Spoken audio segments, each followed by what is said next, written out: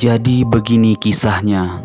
Setelah rute 3 pegunungan kami lewati, bahkan di lintasan ketiga pegunungan tersebut kami aman-aman saja dan tidak sama sekali kami mengalami hal-hal aneh.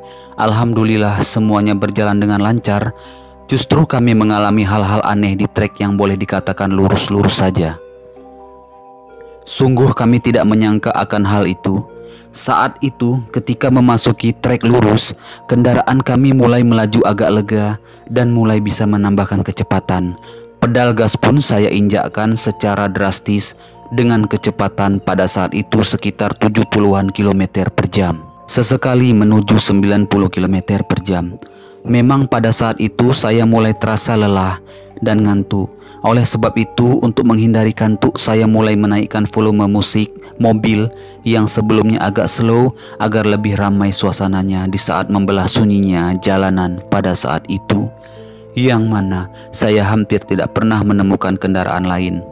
Mau mengobrol pun tidak ada teman untuk mengobrol, dikarenakan seluruh penumpang yang saya bawa saat itu semuanya sudah pada tidur dengan lelap dari beberapa jam yang lalu. Rupanya tak lama kemudian salah satu penumpang, yaitu kakak ipar saya yang duduknya di bangku mobil barisan kedua, terbangun. Saya rasa mungkin karena terlalu keras suara musik yang saya putar. Terkadang saya melihat sesekali ke belakang melalui spion dalam mobil. Rupanya kakak ipar saya saat itu tidak kembali tidur, sedangkan yang lainnya masih pada tidur. Setelah hampir setengah jam mobil melaju semenjak kakak ipar saya terbangun tersebut, saya pun akhirnya menemukan kawasan pemukiman penduduk yang berada di sisi kanan jalan, tepatnya di pinggiran pantai. Karena waktu pada saat itu telah menunjukkan pukul 2 malam, lebih sedikit, saya pikir wajar di kawasan pemukiman tersebut sunyi senyap, tidak ada seorang pun kami temuin. Akan tetapi tidak lama kemudian saya pun heran ketika melihat sekumpulan orang-orang di pinggiran pantai lumayan ramai duduk berbaris dengan sangat rapi.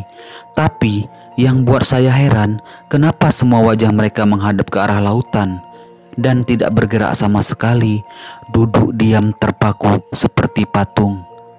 Saat itu mobil saya kurangi kecepatannya karena saya penasaran.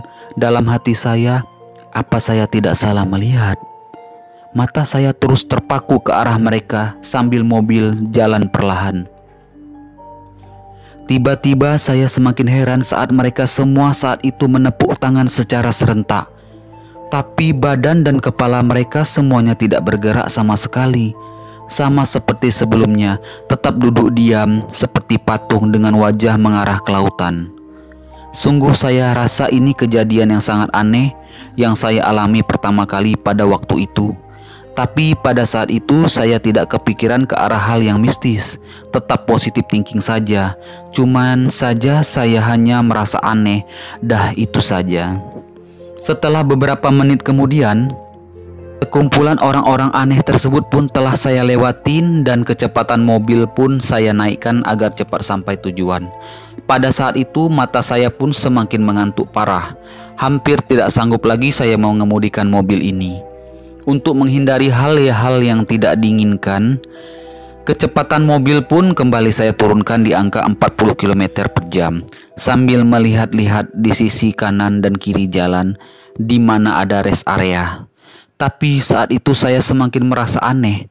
Kenapa jalanan saat itu sangat gelap gulita dan sudah berkilo-kilometer tidak ada satupun pemukiman saya temui. Saya merasa ini sangat aneh.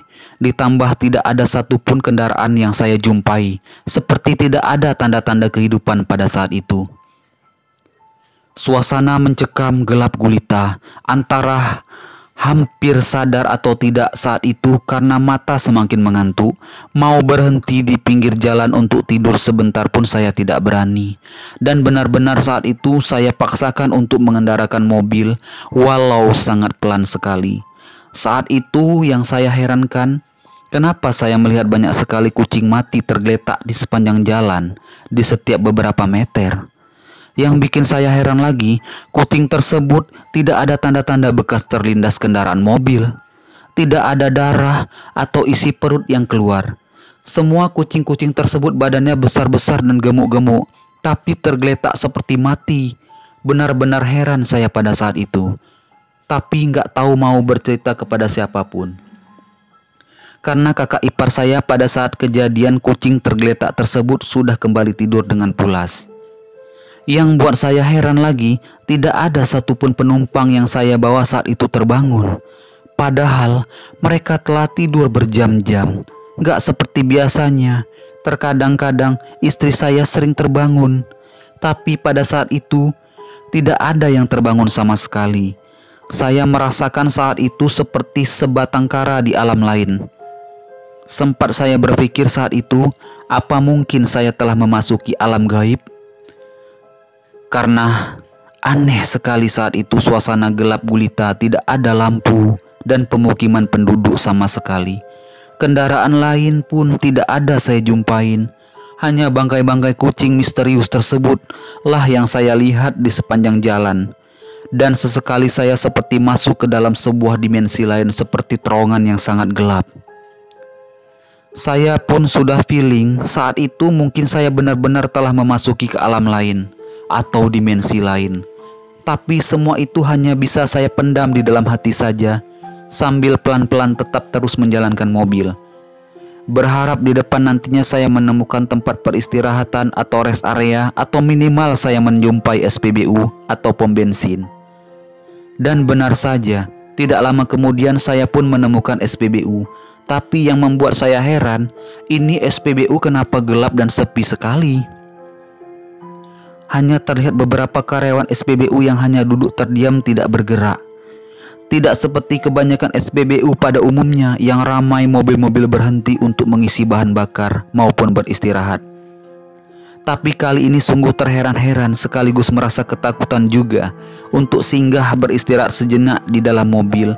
Memang pada saat itu istri saya tiba-tiba terbangun saat tiba di SPBU tersebut. Firasat aneh pun terbenak di pikiran istriku. Lalu dia berkata kepadaku, "Bang, kita gerak saja cari SPBU lain yang ramai pengunjung dan ramai orang-orang beristirahat. Takutnya terjadi apa-apa dengan kita di sini." Begitu kata istriku. Lalu aku pun bergegas menjalankan mobil dan pergi meninggalkan SPBU tersebut. Soalnya aku pun saat itu merasakan hal yang sama dengan istriku. Dan seketika itu mobil pun kulajukan secara perlahan untuk melanjutkan perjalanan. Tak peduli lagi dengan rasa kantuk berat yang melandaku. Berharap nanti di depan menjumpai kembali SPBU yang ramai pengunjung, tidak seperti SPBU yang tadi. Setelah beberapa menit mengemudikan mobil, kemudian rasa lelah dan kantuk pun semakin tak tertahankan lagi. Namun apa boleh buat, mau berhenti menepi tidak memungkinkan lantaran di sepanjang jalan kami hanya menemukan kegelapan malam dan kesunyian. Tak ada satupun pemukiman penduduk atau warung yang kami jumpai untuk menumpang istirahat. Mau tidak mau, mobil dengan terpaksa terus kulajukan walau perlahan. Dan tiba-tiba aku melihat dari spion seperti ada kendaraan lain yang ingin menyalipku dari belakang.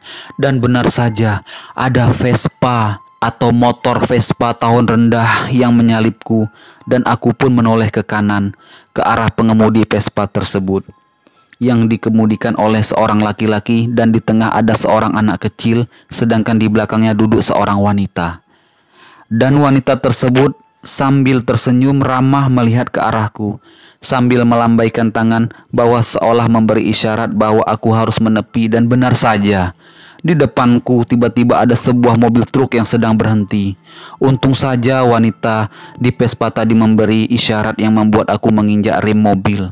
Kalau tidak, maka kami akan menabrak bagian belakang truk tersebut.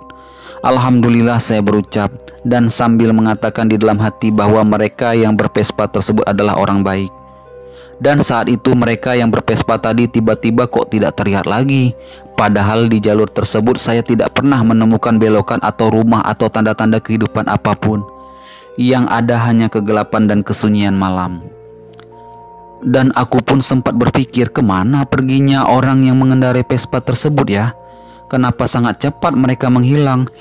Padahal Vespa yang mereka gunakan adalah Vespa butut. Entahlah, tidak terlalu kupikirkan kali hal tersebut. Tak lama kemudian mobil tersentak, kupijak rem secara spontan. dikarenakan tiba-tiba ada yang melambaikan tangan dan ingin menyeberang dari sisi kiri jalan menuju kanan jalan. Tapi yang membuat saya heran, kenapa penyeberang jalan tersebut setengah badannya ke bawah tidak terlihat. Hanya setengah badan ke atas yang terlihat. Lalu dia menyeberang jalan sambil tersenyum melihat ke arahku, dan aku pun membiarkan dia menyeberang jalan. Dan yang pasti aku mengetahui bahwa dia berjenis kelamin laki-laki dengan wajah yang agak samar terlihat. Setelah dia menyeberang jalan, lalu aku pun kembali melajukan mobil, dan benar saja kira-kira sekitar 5 meter di depanku kembali ada mobil truk yang melaju perlahan. Seandainya saja laki-laki tersebut tidak memberhentikanku, sudah dapat kupastikan aku akan menabrak bagian belakang truk tersebut. Syukur aja, dan aku pun berterima kasih di dalam hati kepada laki-laki penyeberang jalan tersebut, karena di dalam hal ini 2 kali nyawa aku dan keluarga terselamatkan. Memang pada saat itu tidak ada yang menyaksikan hal-hal tersebut selain aku sendiri, dan sudah pasti tentunya lantaran aku yang mengemudikan mobil saat itu, dikarenakan yang lain sedang pada tertidur pulas. Setelah beberapa menit perjalanan semenjak kejadian tersebut, tiba-tiba pengendara Vespa tadi muncul kembali menyalip mobilku. Saat itu si wanita yang duduk di bonceng di bagian belakang tersenyum kepadaku untuk terakhir kalinya. Semenjak kejadian tersebut, saya pun tetap terus melanjutkan perjalanan perlahan tapi pasti, dan pedal gas mobil pun tetap saya injakkan seolah tidak lagi memperdulikan rasa kantuk yang cukup berat yang saya alami. Sangat sulit sekali membuka kelopak mata, tapi syukurlah tak lama kemudian suasana yang awalnya hening dan sunyi tiba-tiba berubah menjadi ramai. Tanpa disadari rupanya sudah mulai memasuki waktu sholat subuh. Pantesan udah mulai terdengar lalu lalang suara kendaraan lain, masyarakat sekitar yang mulai beraktivitas layaknya aktivitas masyarakat umumnya di Indonesia di pagi hari. Setelah itu aku pun mulai melihat Google Map, ternyata tinggal sedikit lagi kami akan tiba di kota Melabuh. Pas sekali masih sempat terkejar sholat subuh nantinya di rumah kakak ipar yang ada di kota Melabuh tersebut. Dalam masih gelapnya waktu subuh, tidak terasa kami pun tiba di rumah kakak iparku. Saya parkirkan mobil agak jauh supaya kedatangan kami tidak diketahui kakak ipar saya tersebut, yang kebetulan beliau memang tidak mengetahui kedatangan kami. Sengaja kami ingin memberikan surprise kepada beliau, tidak mengabari terlebih dahulu sebelum ke sana. Tok tok tok, suara ketukan pintu kami didengar oleh beliau. Sungguh terkejut, beliau melihat kedatangan kami seolah beliau tidak percaya bagaikan mimpi kami mendatangi beliau di kediamannya. Senyum bahagia pun terlihat di wajah beliau menyambut kedatangan kami. Kami pun dipersilakan masuk ke dalam rumahnya. Sesuai rencana saya pun bergegas untuk sholat subuh di musola sebelah rumah beliau. Akhirnya pagi pun tiba. Kami pun berbincang-bincang ringan. Di sela-sela perbincangan saya menceritakan sedikit pengalaman saya selama dalam perjalanan tadi, mengenai banyak hal-hal aneh yang saya alami, termasuk saya bertemu wanita yang dibonceng di Vespa tadi bersama suami dan anaknya. Ternyata betapa terkejutnya saya. Kakak ipar menjelaskan beberapa minggu yang lalu ada seorang suami, istri dan anaknya yang mengendarai Vespa dan mengalami kecelakaan parah yang membuat ketiganya meninggal dunia di lokasi kejadian. Begitu terkejutnya saya.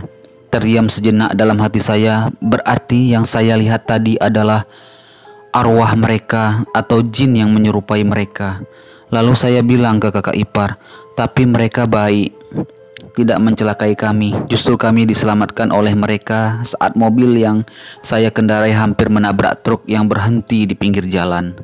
Wanita tersebut mengisyaratkan tangan pertanda saya disuruh pelan. Demikianlah perbincang-bincangan saya dan kakak ipar mengenai beberapa kejadian aneh yang saya alami. Kakak ipar saya hanya terengguk diam. Kami pun tidak sempat menginap di rumah kakak ipar karena siang harinya kami kembali lagi pulang ke Kuala Simpang melalui jalan yang tadi malam kami lalui, yaitu via kota Banda Aceh yang melewati 3 pegunungan, yaitu Paro, Gerute, dan Kulu. Alhamdulillah selama dalam perjalanan pulang menuju kota Kuala Simpang tidak ada pengalaman aneh yang saya alami lagi. Kami pun akhirnya tiba kembali di kota Kuala Simpang dengan selamat di keesokan harinya. Sekian dulu cerita saya kali ini. Sampai jumpa di cerita saya lainnya. See you again.